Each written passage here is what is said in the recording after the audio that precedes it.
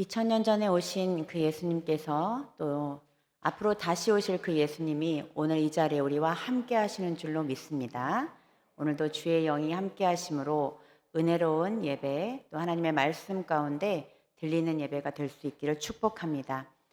추운 날씨에 오신 여러분들을 정말 진심으로 환영하고 축복합니다.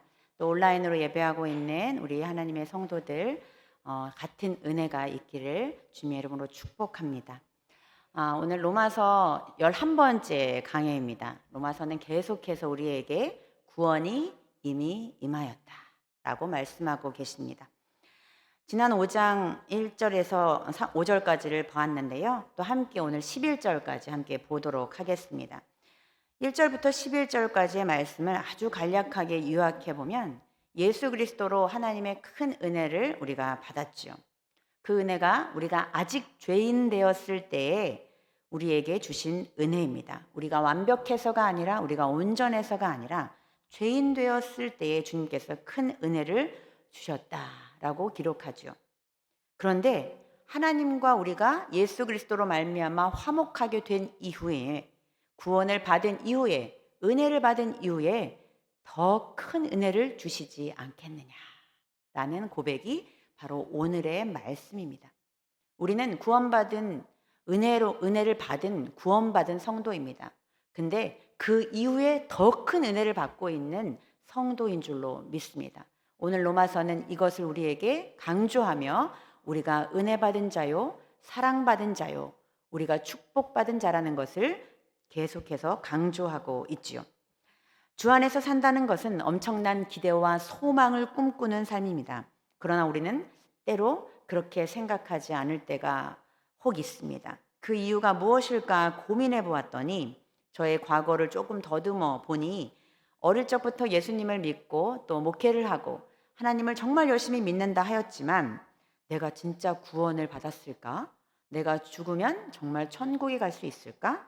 또 내가 제대로 하나님을 믿고 있을까라는 생각이 드문드문 우리의 마음속을 자꾸 뒤집어 놓기 시작합니다. 그러나 이 생각은 매우 비성경적이라고 성경은 우리에게 이야기하죠. 로마서는 이것을 확실하게 잡아주고 있어요. 구원의 순서를 정확하게 말해주고 있습니다. 예수님이 먼저 구원을 이루셨고 우리는 그 이후에 태어난 존재들이다 라는 것을 계속해서 로마서 1장부터 지금까지 말씀하고 있죠. 구원이 먼저 이루어졌고 우리가 예수를 믿게 되는 일은 나중에 일어난 사건이다. 그러므로 우리가 태어나기도 전에 이 땅에 이미 2000년 전 예수 그리스도가 아기 예수로 오셔서 사시고 십자가에서 이미 구원을 이루셨다. 이렇게 기록합니다. 그런데 우리는 왜 자꾸 무엇인가를 해야지만 불안하지 않을까요? 아무것도 안 하고 있으면 왠지 내 구원에 문제가 생길 것 같고 내 천국의 티켓이 없어질 것만 같고 불안정한 마음을 느끼게 됩니다. 그것은 아마도 믿음이라는 단어가 우리를 혼란스럽게 하기 때문일 것입니다. 로마서에서 말하는 믿음은 율법과 대조돼요. 그리고 행위와 대조되는 말입니다. 즉 행위나 율법의 반대말이 믿음이라고 기록하고 있습니다. 믿음은 우리가 무엇인가를 해서 우리가 하나님으로부터 받은 의가 아니죠. 믿음은 예수 그리스도로 말미암은 하나님의 의라고 로마서는 이야기합니다. 우리에게 믿음의 근거가 없다라고 이야기합니다. 2절에 보면 이렇게 기록하죠. 또한 그로 말미암아 우리가 믿음으로 서 있는 이 은혜에 들어감을 얻었으며 하나님의 영광을 바라고 즐거워하느니라. 우리의 노력이나 조건으로 믿음이 주어졌다면 이것은 바로 대가이고 보상입니다. 이것은 믿음이 은혜가 아니죠. 믿음으로 서 있는 이 은혜에 들어간다라는 뜻은 이 단어를 잠깐 살펴보면 서 있다라는 이 단어는 헬라어로 고정되어 있다, 멈춰 있다라는 뜻을 가지고 있습니다. 그리고 나서 우리가 은혜에 들어간다라고 기록하고 있는데 이 들어갔다라는 뜻은 어디를 향하여 데려가다, 움직여서 이동시키다라는 뜻을 가지고 있어요. 즉 하나님의 은혜로 그냥 고정되어 서 있는 죄인인 우리를 은혜로 이동시켰다라는 거예요. 이것이 바로 이유라는 거죠. 이것은 하나님의 은혜로 예수 그리스도로 말미암아 우리가 서 있는 존재였으나, 움직일 수 없는 존재였으나, 죄인인 존재였으나 예수 그리스도로 인하여 우리가 옮기워졌다라고 기록하는 것입니다. 보상이 아니라 예수 그리스도로 옮겨졌다, 이동되었다라고 말씀하고 있습니다. 이것이 바로 은혜이지요. 이게 바로 믿음의 근거입니다. 이것에 대한 설명이 나와 있는 것이 바로 로마서에 나오는 아브라함에 대한 이야기였어요. 우리가 지난 수요 9강 때 제가 잠깐 언급했던 구절이죠. 4장 18절에서 22절을 보겠습니다. 아브라함이 바랄 수 없는 중에 바라고 믿었으니 이는 내 후손이 이같으리라 하신 말씀대로 많은 민족의 조상이 되게 하려 하심이라. 그가 백사나 되어 자기 몸이 죽은 것 같고 사라의 태가 죽은 것 같음을 알고도 믿음이 약하여지지 아니하고 믿음이 없어 하나님의 약속을 의심하지 않고 믿음으로 견고하여져서 하나님께 영광을 돌리며 약속하신 그것을 또한 능히 이루실 줄을 확신하였으니 그러므로 그것이 그에게 의로 여겨졌느니라. 우리는 이 구절을 보면 왠지 아브라함이 믿음에 굉장히 좋아서 믿음의 근거가 아브라함에게 있다고 착각을 하는 경우들이 있습니다. 믿음이 견고하여져서 하나님께 영광을 돌렸다, 약속을 의심하지 않게 되었다라는 것은 아브라함이 온전하고 믿음이 정말 강건하여서 그 근거가 아브라함에게서 나온 것이 아니라는 말이에요. 이 말은 은혜가 보상으로 주어진 것이 아님을 말씀하고 있습니다. 믿음의 근거가 아브라함에 있지 않고 오히려 아브라함은 이삭을 바치라는 하나님의 명령 앞에서 자신이 아무것도 아니라는 것을 확인하는 작업을 통해서 하나님의 영광을 바라보게 되었다라고 말씀하고 있는 것이죠. 이삭은 아브라함과 사라의 능력과 노력으로 낳은 아들이 아닙니다. 애초에 이삭은 아브라함 것이 아니었다는 것이죠. 온전히 하나님으로부터 나온 완전한 하나님의 의지, 그것이 바로 하나님께서 이삭을 바치라고 한 것이죠. 아브라함의 자손이 하늘의 별 같으리라는 그 약속은 하나님에게서 나온 약속이지 아브라함에게서 나온 약속이 아니라는 것입니다. 하나님은 이러한 깊은 진리를 아브라함에게 말씀하셨으나 아브라함이 알았을 리 없습니다. 아브라함은 아마도 이삭을 바치라는 이 사건 속에 바랄 수 없는 중에 바라게 된 이유는 하나님의 명령 앞에서 본인이 어쩔 수 없이 따를 수밖에 없었기 때문이라는 생각이 듭니다. 왜냐하면 그동안 하나님이 자신을 어떻게 이끌어 왔는지를 아브라함이 너무 잘 알고 있었어요. 그동안 살아봤더니 내 뜻대로 안 되더라. 그동안 내가 하고 싶은 대로 계획했으나 계획대로 된 것이 없었더라. 내 깨와 내 지혜로 내가 어떻게든 살아보려고 했는데 하나님은 그때마다 우리를 멈추게 하셨더라. 이 아브라함이 자신의 삶을 통해서 하나님이 나를 어떻게 이끌어 오셨는지를 계속해서 삶을 통해서 축적되고 알아졌기에 이삭을 바치라는 이 명령 앞에 아브라함은 자신의 뜻을 꺾고 하나님의 명령에 순종할 수밖에 없었다는 것이죠. 그것이 바로 아브라함이 바랄 수 없는 중에, 아브라함은 바랄 수가 없었어요. 이삭을 바랄 수도 없었고 이삭을 죽이는 것도, 이삭을 살리는 것도 바랄 수 없었던 존재입니다. 그러나 바랄 수 없는 중에 바라고 믿었다는 고백이죠. 왜? 하나님의 약속은 지금까지 살아봤더니 이루어졌다라는 것을 아브라함도 알았기 때문입니다. 아마도 아브라함은 이삭을 바치라고 했을 때 하나님 정말 감사합니다 라고 하지 않았을 것 같아요. 하나님 또 왜 이러세요? 나한테 정말 왜 이러세요? 이렇게까지 하셔야 합니까? 이래야 정말 저를 이렇게까지 이끌어 가셔야만 하나님의 뜻대로 나를 만들어 주시는 겁니까? 라는 아마 탄식이 있었을 겁니다. 그래서 바랄 수 없는 중에도 또 하나님을 한번 믿어보겠다 라는 마음으로 아마 이삭을 바쳤을 것입니다. 우리도 그렇죠. 바랄 수 없는 중에 바라는 신앙이 너무도 힘겹습니다. 왜 이렇게 사는 게 만만치 않지요? 내가 복을 정말 받을 수 있는 존재인가? 하나님의 사람으로 바로 세워질 수 있을까? 낙담과 자책과 같은 마음들이 매일매일 마음속에서 아마 아브라함 같이 밀려 올라올 것입니다. 하나님, 제가 그렇게 뭘 잘못해서 하나님이 저에게 이것까지 요구하시는 겁니까? 라는 탄식이 우리의 삶 가운데도 올라올 것입니다. 그럼에도 불구하고 하나님은 강력하게 우리에게 그러한 복을 받도록 이끌어 가십니다. 끝끝내 하나님은 이삭을 바치게 하죠. 그러나 하나님은 이삭을 바치라는 그 하나님의 명령 앞에 순종한 아브라함에게 미리 준비한 제물, 미리 준비한 순양을 준비해서 하나님이 다시 이삭을 살리는 놀라운 사건을 보여주십니다. 아브라함은 99세가 되었을 때 하나님의 사자가 아브라함과 사라에게 찾아오지요. 내년에 이맘때 내가 아들을 낳을 것이라 라고 말씀합니다. 사라가 아멘으로 받습니까? 나는 이미 경수가 끊어져 아이를 낳을 수 없는 늙은 노인인데 이제 여자라고 할 수도 없는데 아이고 난 부끄러워라. 누가 들을까 봐 겁납니다. 하나님 농담이 심하시네요. 이러면서 피식 웃습니다. 사라가 당황해서 아유 주님 안 웃었어요 하자 하나님께서 너 웃었잖아. 지금 내 말이 웃었잖아. 하나님께서 말씀하시자 사라는 당황해서 안 웃었다 말하지만 이때 하나님께서 말씀하시죠. 네가 웃었다. 그러니 아들의 이름을 이삭이라고 지으라. 이삭의 뜻은 웃음이라는 뜻이죠. 하나님은 바랄 수 없는 사라에게 웃음을 받게 하셨습니다.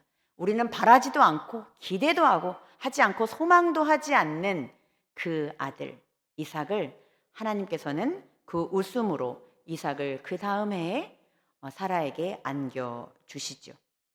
이것이 바로 로마서가 말하고 싶은 내용입니다. 언제 구원을 베풀어 주셨습니까? 6절 우리가 아직 연약할 때에 기약대로 하나님의 은혜대로 하나님의 약속대로 그리스도께서 경건하지 않은 자를 위하여 죽으셨도다.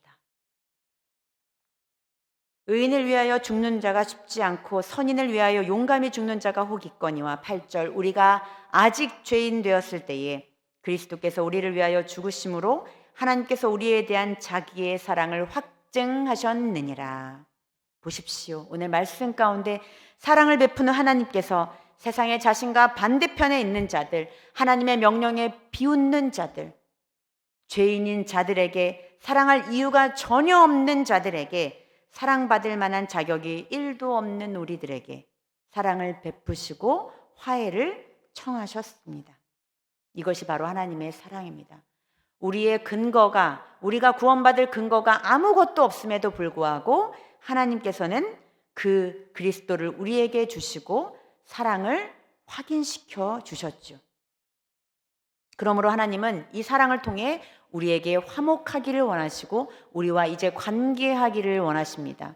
죄인이었던 우리의 영이 완전히 죽은 영을 우리로 새롭게 하시어 그리스도로 인하여 생명, 그것도 영원한 생명을 주심으로 우리에게 이제 화평을 누리고 화목하자 말씀하고 있습니다. 로마서 5장 1절 말씀은 그러므로 우리가 믿음으로 의롭다 하심을 받았으니 믿음으로 그 은혜로 의롭다 하심을 받았으니 그것은 누구로 인하여 예수 그리스도로 말미암아 하나님과 화평을 누리자. 이것이 바로 복음의 핵심이죠.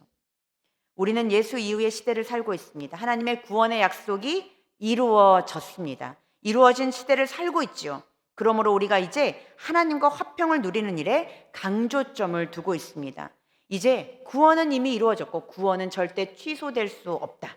그러므로 구원하신 주님께서 우리로 더 큰 은혜를 누리게 하고자 하는 것이 바로 하나님이 우리를 향한 뜻이라는 거예요. 이미 완료된 구원, 결정된 우리의 운명, 우리는 이제 빼박, 젊은이들 말로 빼도 박도 못하는 인생이 되었어요.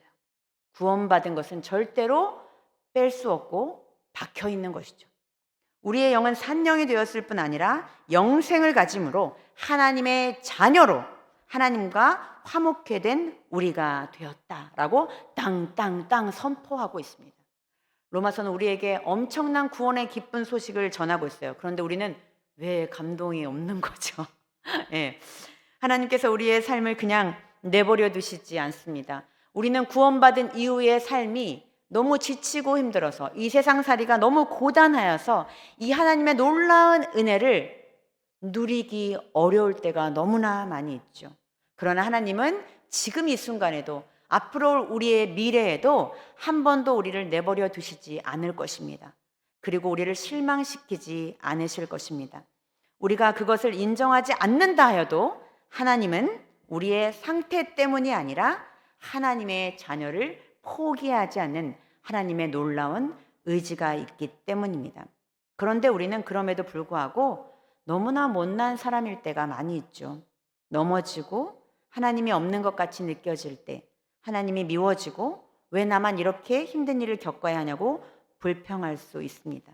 그렇다고 하여 로마서는 절대로 취소될 수 없다. 너의 영혼이, 너의 구원이 취소될 수 없다. 라고 계속해서 반복하고 있습니다. 예전에 저희 막내가 셋 중에 가장 고집이 세요. 어렸을 때도 얼마나 고집이 센지 정말 감당하기가 어려웠습니다. 우리 아이가 5살 때 일인 것 같아요. 얘가 너무 말을 안 들어가지고 제가 이제 이 아이 때문에 막 울었어요. 너를 어떻게 하면 좋겠니? 이러면서 막 우니까 이 아이가 이제 엄마를 위로하고 싶었나 봐요. 자기도 자기가 이렇게 고집스러운 게 자기 뜻대로 안 되겠죠. 예. 그런데 이때 얘가 하는 말이 가관이었어요. 나는 그럼 엄마 뱃속으로 다시 들어가서 하늘나라로 가겠다는 거예요. 그래서 제가 얼른 집어넣었을까요? 아니죠. 어디 들어가 봐라 하지 않았습니다. 그렇게 한다고 다시 뱃속으로 들어갈 수 있는 아이가 아니잖아요. 내 자녀를 아니라고 할 수도 없습니다. 내 고집을 닮았으니 제가 울 수밖에 없겠죠. 그런데 우리는 하나님 앞에서 이렇게 우리 아이처럼 말도 안 되는 소리를 매일매일 합니다. 우리의 못난 자아 때문에, 우리의 형편 때문에, 우리의 고난 때문에 하나님, 저 하나님 자녀 안 할래요. 취소해 주세요. 다시 뱃속으로 들어가겠습니다. 혹시 뱃속으로 들어가는 거 아닌가요? 내가 진짜 구원 받았나요? 라고 이야기하고 있는 우리의 모습을 보고 있지요. 그런 못난 사람들이 우리만 있는 것은 아니었습니다. 성경에도 나와 있더군요. 출애굽 세대의 이스라엘 백성들이 애굽의 10가지 재앙을 보았습니다. 놀라운 광경을 눈으로 목도했던 사람들이죠.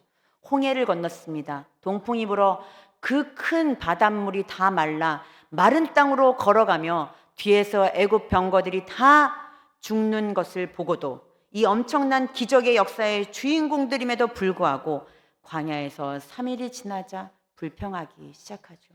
하나님 어디 있어요? 저 애굽으로 돌아갈래요.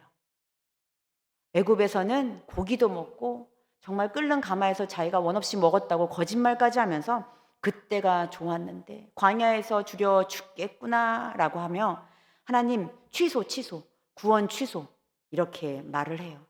그런데 하나님 어떻게? 야, 너네들 안 되겠다. 다시 돌아가, 백! 이렇게 하시나요?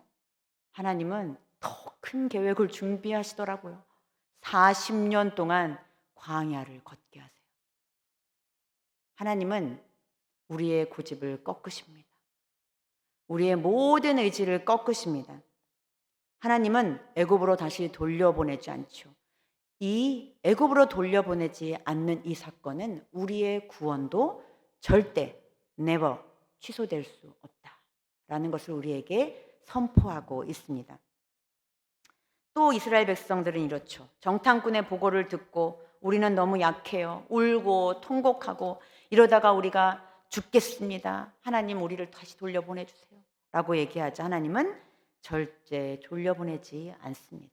구원이 취소될 수 없다라고 말합니다. 자식이 잘못하고 못된 짓을 해도 부모가 자식을 버리지 않듯 창조주 하나님께서 우리의 못남 때문에 우리를 버리지 않으십니다. 오히려 우리를 위해 대신 죽으시고 예수 그리스도를 이 땅에 보내주셨죠. 대림절은 이 예수님을 깊이 묵상하며 이 사랑과 은혜를 기념하는 절기입니다. 왜 이 땅에 오셨나요? 바로 우리의 구원이 취소되지 않았음을 날마다 인식하며 대림절 기간에 하나님의 그 놀라운 사랑을 다시 되새기는 시간임을 믿습니다. 사랑하는 여러분, 우리 안에 아직도 우리의 못난 부분 때문에 하나님 앞에 나아가는 것이 두렵습니까? 또는 혹 우리의 하나님이 의심이 됩니까? 하나님의 사랑이 나에게는 불공평해 보이십니까? 하나님은 우리의 아버지이십니다. 우리의 구원자이십니다. 우리 삶의 주인이십니다. 돌아오십시오. 마음을 돌이키십시오. 우리의 영은 온전하고 완전하게 구원받았다라는 것은 절대 취소될 수 없다는 사실을 이제 인정하십시오. 다시 한번 우리가 어떤 존재인지를 바울을 통해서 살펴보겠습니다. 사도 바울은 자신을 갈라디아서 1장 1절에서 이렇게 소개합니다. 사람들에게서 난 것도 아니요 사람으로 말미암은 것도 아니요 오직 예수 그리스도와 그를 죽은 자 가운데서 살리신 하나님 아버지로 말미암아 사도된 바울은, 이 문장 전체는 수동형 문장으로 되어 있습니다. 되었다, 되었다, 되었다. 내가 했다가 아니라 내가 하나님으로부터 온 것이다. 하나님 가운데서 살리워진 자다. 오히려 정말 죄인 되었을 때에 예수를 믿는 자들을 잡아 죽이려고 혈안이 되어 있었던 그 바울이 하나님께서 끌고 오셔서 옮기셔서 붙잡으셔서 하나님을 믿는 자로, 구원받은 자로, 하나님을 전하는 자로 하나님께서 바꾸어 놓으셨죠. 준비가 되어 있지 않았습니다. 마음도 전혀 없었던 바울이었습니다. 조건 하나도 없었습니다. 그런데 콕 집어 서 있던 그 바울을 하나님께서 옮기셔서, 이동시켜서, 하나님이 붙들어 옮겨 놓으셔서 사도 바울은 하나님의 능력 안에서 엄청난 일을 해내며 살아갔던 사람이지요. 하나님의 일과 하나님의 능력에는 제한이 없습니다.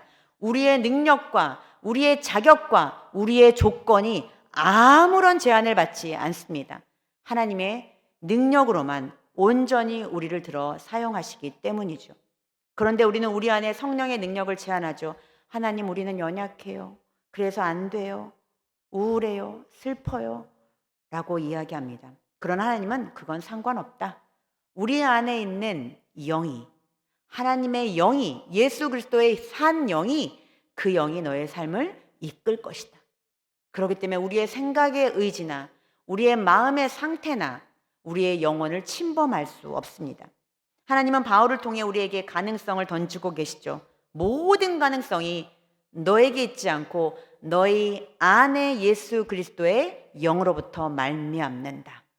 우리의 능력이 아니라, 우리의 가능성이 아니라 우리 안에 계신 성령님이 우리로 가능하게 하신다라고 말씀하고 계십니다.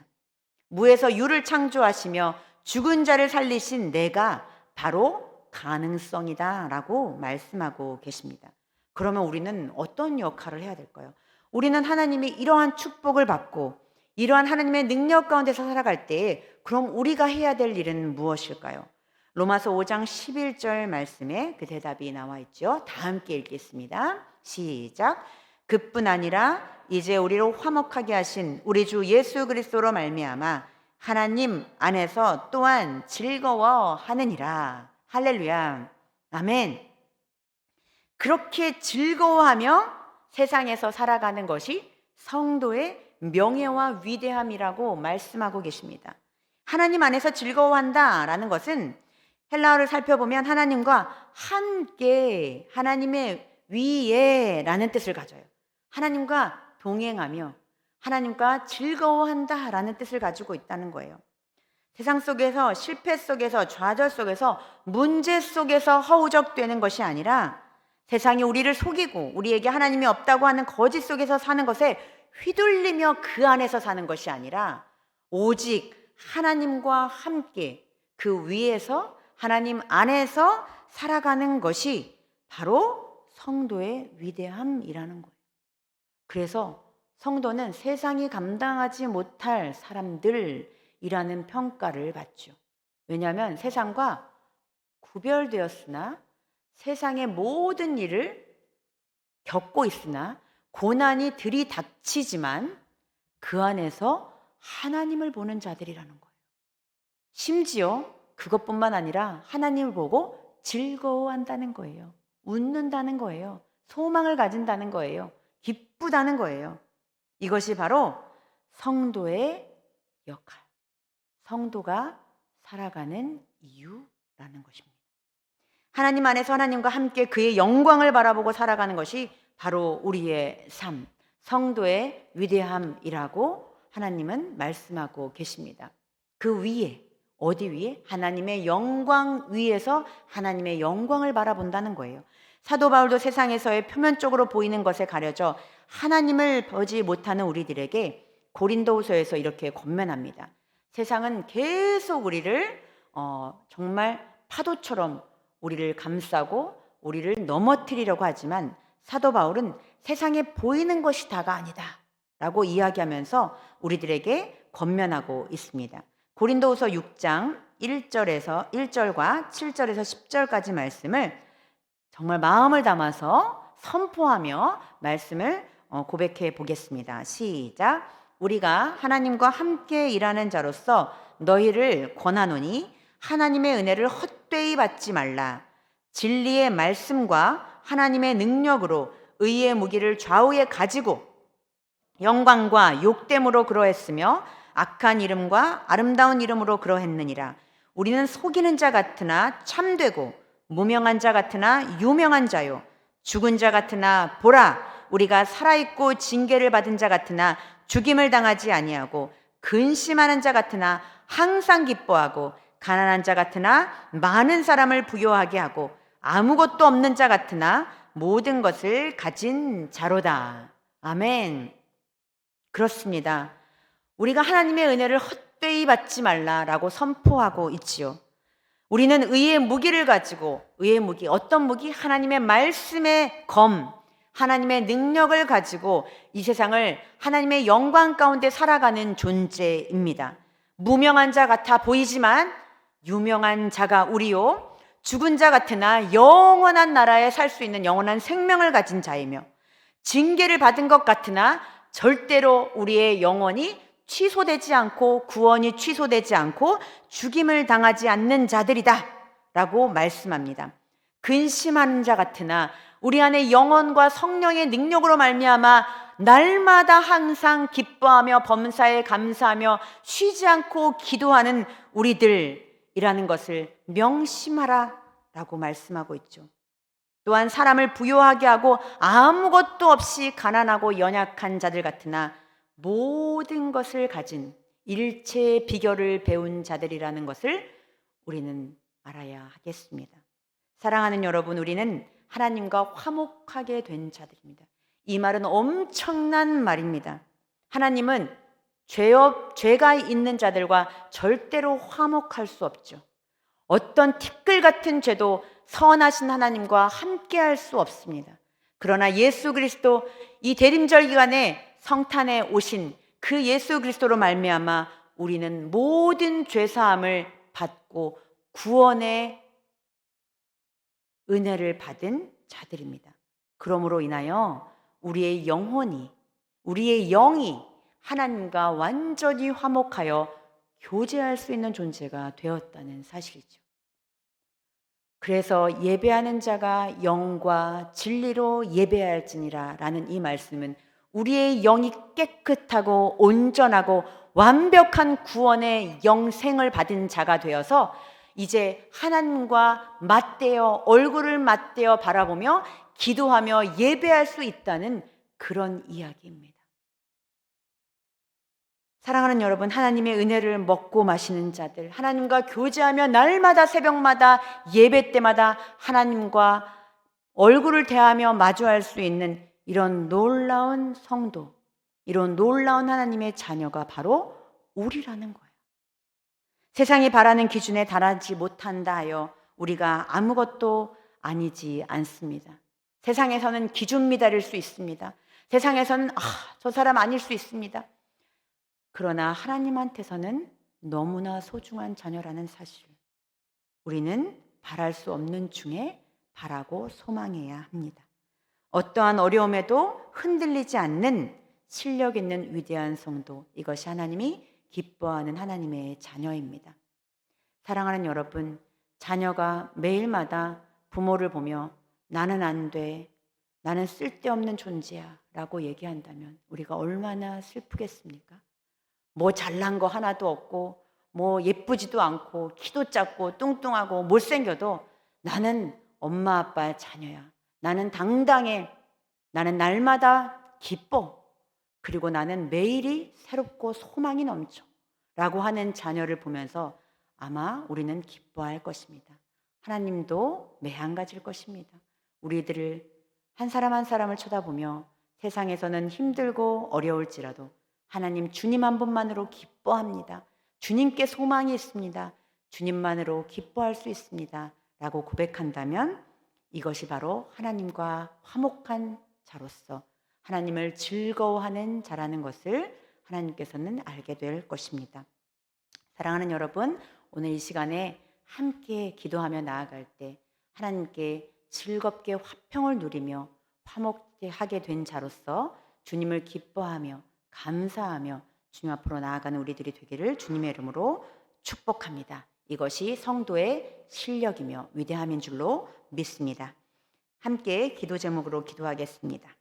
하나님 안에서 내가 고집하던 것을 내려놓게 하시고 답이 없는 길이지만 즐거운 길로 걸어갈 수 있게 하시고 억울한 일을 당하고 보상이 없는 것을 능히 감당하게 하옵소서.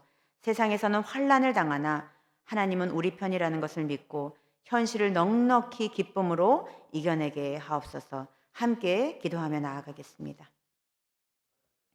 사랑과 은혜의 주님 감사합니다. 우리의 구원이 절대로 취소될 수 없음을 주님 오늘 말씀을 통해서 확신을 갖습니다.